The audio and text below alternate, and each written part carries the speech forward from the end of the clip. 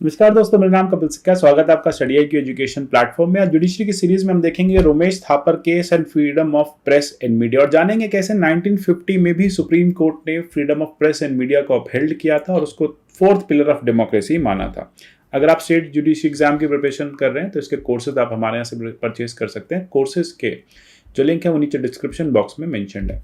आप study I Q पर विभिन्न माध्यमों से हमसे जुड़ सकते हैं। मेरी जितने भी वीडियोस आती हैं सबके पीडीएफ अपने टेलीग्राम चैनल @कपिल लाइव से डाउनलोड कर सकते हैं। आप मुझे @कपिल सिक्का ट्विटर हैंडल पे भी फॉलो कर सकते हैं। बात है 1950 की, Romesh Thapar versus state of Madras 1950। जानते हैं क्या थे इस केस के फैक्ट्स। एक जर्नलिस्ट हुआ करते थे रोमेश थापर। उन्होंने एक मार्क्सिस्ट मैगजीन उन्होंने निकाली, मार्क्सिस्ट आइडियलॉग थे, उसका नाम था क्रॉस रोड्स। क्रॉस रोड उस समय मद्रास में बेची जाती थी और क्रॉस रोड क्योंकि एक मार्क्सिस्ट मैगजीन थी, कांग्रेस की नीतियों को काफ़ी क्रिटिसाइज करती थी 1950 में। अब ऐसे में मद्रास गवर्नमेंट ने एक ऑर्डर निकाला और ये कहा कि ये सेक्शन 91A के चलते Madras maintenance of public order act 1949 के ये मैगजीन जो है इसकी एंट्री बैन है मद्रास में। ये मद्रास में नहीं बेची जाएगी। ये केरला से आती है, केरला में ही इसको रहने दो, मद्रास में ये नहीं बिकेगी।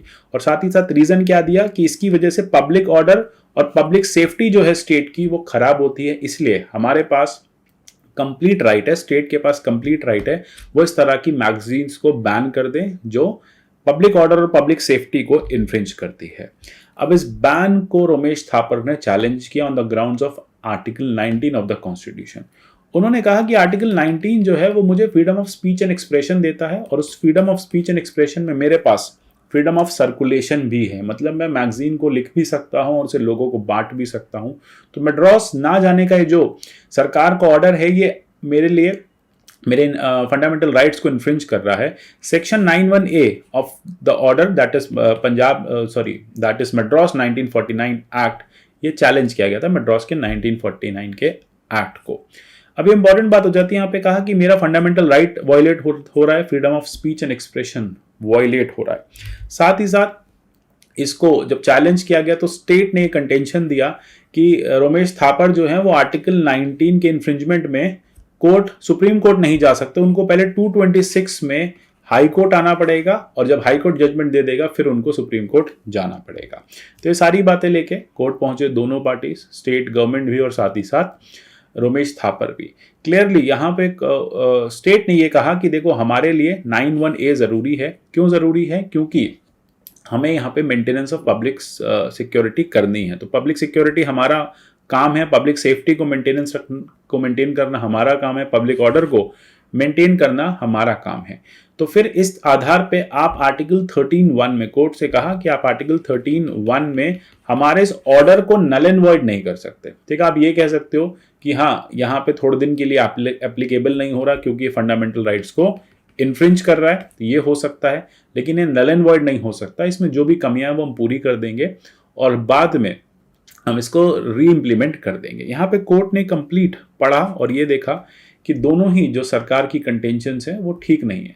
पहली बात ये कोर्ट ने कहा कि आर्टिकल 19(1) इंपॉर्टेंट है। आर्टिकल 19(1)A जो है वो freedom of speech and expression देता है और ऐसे में अगर आप प्रेस को क्रिटिसाइज करने से रोक रहे हो तो प्रेस और मीडिया का आप freedom of speech and expression ले रहे हो, तो वो बिल्कुल भी अलाउड नहीं है। दूसरी बात कहा कि 19 क्लॉज 2 में जो रेस्ट्रिक्शंस मेंशन है, जैसे कि आपने देखा 19 क्लॉज 2 में लिखा हुआ है कि 19(1)A को रेस्ट्रिक्ट किया जा सकता है। तो कोर्ट ने कहा यहाँ पे जो रेस्ट्रिक्शन मेंशन है उसमें कोई रीजनेबलनेस भी तो होनी चाहिए। आप जो रेस्ट्रिक्ट कर रहे हो एक मैगजीन को, उसके पीछे कोई रीजनेबलनेस दो। आप ये कहो कि वो एक टेररिस्ट मैगजीन है, हमें समझ में आता है, बस आप ये कह रहे हो क्योंकि वो सरकार को क्रिटिसाइज कर रही है तो हम उसको रोक रहे हैं, तो ऐसा अलाउड नहीं हम करेंगे। ये मैगजीन सर्कुलेट होगी, अभी लोगों के ऊपर है कि वो कम्युनिस्ट आइडियोलॉजी को पढ़ना चाहते हैं नहीं पढ़ना चाहते।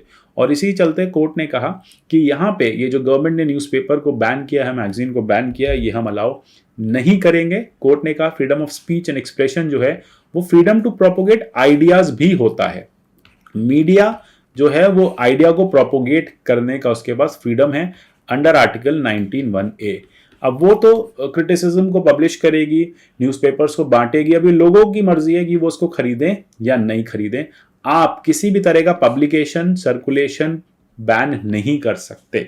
ठीक है, तो अगर आप पब्लिकेशन अलाउ कर रहे हैं और सर्कुलेशन अलाउ नहीं कर रहे, तो या तो आप पब्लिकेशन भी बैन कर दो, आप बोलो कि पूरा न्यूज़पेपर बंद होगा, आप ये बोलो कि पब्लिश कर लो लेकिन लोगों में नहीं बांटो, तो फिर ऐसा पब्लिकेशन किस काम का। तो कोर्ट ने क्लियरली कहा कि आपके इस रिस्ट्रिक्शन को हम समझते हैं, आपके पास जरूर एक ड्यूटी है स्टेट की सिक्योरिटी को मेंटेन करने की, पर ये जो आप रिस्ट्रिक्शन लगा रहे हो क्रॉसरोड मैगजीन पे, ये रीजनेबल रिस्ट्रिक्शन नहीं है, यहाँ पे कोई रीजनेबलनेस हमें नहीं दिख रहा, कोई रीजनेबल ग्राउंड नहीं दिख रहा। अच्छा, एक डिसेंडिंग जजमेंट भी आई थी इसमें, जस्टिस फजल अली ने कहा कि मुझे ऐसा लगता है कि मैगजीन बैन रहनी चाहिए। क्यों? क्योंकि ये पीस एंड ट्रैंक्विलिटी जो है वो स्टेट के पास है, वो स्टेट का काम है, स्टेट को इंश्योर करना है पीस एंड ट्रैंक्विलिटी हो। और अगर स्टेट को ऐसा लग रहा है कि मैगजीन जो है वो सिक्योरिटी को हैम्पर कर रही है, इन्फ्रिंज कर रही है, तो फिर ऐसी मैगजीन्स बैन कर देना चाहिए। लेकिन ये मेजॉरिटी जजमेंट नहीं थी, मेजॉरिटी ओपिनियन बस यही था कि freedom of speech and expression जो है वो प्राइमरी है, मीडिया का सर्कुलेशन एक फंडामेंटल राइट है अंडर आर्टिकल 19 और स्टेट उसे रोक नहीं सकती। तो ये सारी चीजें यहाँ पे फाइनली यही हेल्ड किया गया कि आर्टिकल 19(1)(a) में मीडिया के पास भी freedom of speech and expression है और उसे कर्टेल नहीं किया जा सकता। इसी के साथ साथ 18 महीने आपने देखा 1950 में कॉन्स्टिट्यूशन आया, 18 महीने के अंदर अंदर दूसरा अमेंडमेंट भी सरकार को लाना पड़ा, उसमें आर्टिकल 19 में चेंजेस किए। जैसे आर्टिकल 19(2) में ओरिजिनल कॉन्स्टिट्यूशन में टर्म रीजनेबल रेस्ट्रिक्शन नहीं मेंशन था, इसको फर्स्ट अमेंडमेंट एक्ट से चेंज किया गया और पार्लियामेंट ने यहाँ पे टर्म रीजनेबल रेस्ट्रिक्शन रखा। पार्लियामेंट ने लिखा कि हम 19(1)(a) को कर्टेल कर सकते हैं जब हमारे पास कोई रीजनेबल रेस्ट्रिक्शन होगा। किस किस ग्राउंड्स पे? सिक्योरिटी ऑफ स्टेट पे, फ्रेंडली रिलेशंस पे, foreign state, public order, decency, morality, contempt of court, defamation, incitement to an offence. तो इस तरह से आर्टिकल 19 में क्लियर कर दिया गया कि गवर्नमेंट जो है वो रेस्ट्रिक्ट कर सकती है आर्टिकल 19(1)(a) के राइट को, प्रोवाइडेड रेस्ट्रिक्शन रीजनेबल होगा और इन सब ग्राउंड्स पे किया जाएगा। तो इस तरह से 19(1)(a) जो है उसको अमेंड करके और ज़्यादा वाइड पावर्स यहाँ स्टेट ने भी अपने पास रख ली, लेकिन आर्टिकल 19(2) में एक टर्म ऐड कर दिया कि हम जो रेस्ट्रिक्शन लगाएंगे वो रीजनेबल इन नेचर होगा, वो अनरीजनेबल रेस्ट्रिक्शन नहीं होगा। और तब से आर्टिकल 19 इसी तरह से चलता आ रहा है। तो आशा करता हूँ इस तरह के टॉपिक्स आपको अच्छे लगते होंगे। UPSC IAS pre cum mains के स्मार्ट कोर्सेज हमारे अवेलेबल हैं फ्लैट 50% डिस्काउंट के साथ। studyIQ.com ये हमारी ऐप से परचेज कर सकते हैं। मिलते हैं अगले ऐसे किसी सेशन में, तब तक लिए good bye, take care and God bless you all.